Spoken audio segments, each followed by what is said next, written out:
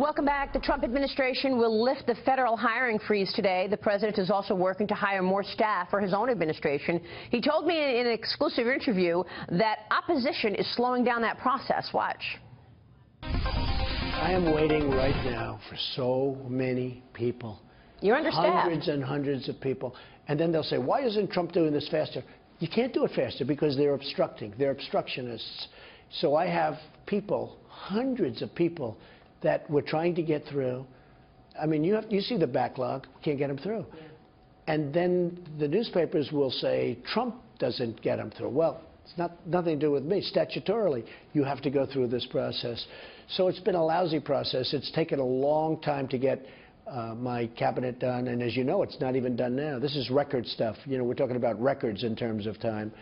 And it's very sad. Well, you see even again with the Supreme Court judge that everybody agrees is outstanding, and you see what that process is. Absolutely. And the American people know it, I think. I think they know it. I think they get it. I wish it would be explained better, the obstructionist nature, though, because a lot of times I'll say, well, why doesn't so-and-so have people under him or her? The reason is because we can't get them approved. Well, people are still wondering, though, they're scratching their heads why so many Obama-era staffers are still here. For example, was it a mistake not to ask Jim Comey to step down from the FBI at the outset of your presidency? Is it too late now to ask him to step down? No, it's not too late, but, you know, I have confidence in him. We'll see what happens. You know, it's going to be interesting, but, you know, we have to just, look, I have so many people that want to come into this administration. They're so excited about this administration and what's happening. Bankers, law enforcement people, everybody wants to come into this administration. Don't forget, when Jim Comey came out, he saved Hillary Clinton. People don't realize that. He saved her life because I call it Comey 1. And I joke about it a little bit. When he was reading those charges, she was guilty on every charge. And then he said she was essentially okay.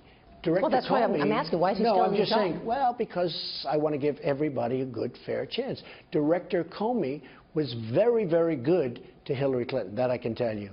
If he weren't, she would be right now going to trial. Are you going to push that? Are you going to No, I don't want to talk about that. I want to talk about positive.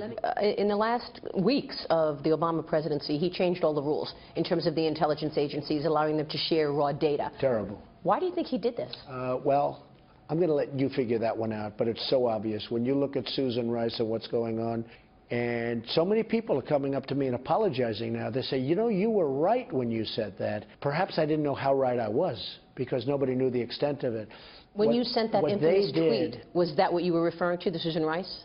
Well, sure. We're talking about surveillance. It was wiretapped in quotes. New York Times had the word wiretapped in the headline of the first edition. Then they took it out of there fast when they realized. But I put wiretapped in quotes, meaning, because look, wiretapping's an old-fashioned thing. There aren't too many wires anymore. Okay? You don't have a lot of wires. Look at this room. This room used to have a lot of wires. Now it doesn't have so many wires. But we talked about surveillance or whatever, and you look at the extent of the surveillance. Me and so many other people, it's terrible. She said she didn't do it for political reasons. Susan Rice told Andrew Mitchell. Does anybody really believe that? Nobody believes that. Even the people that try to protect her in the news media. It's such a big story, and I'm sure it will continue forward. But what they did is horrible.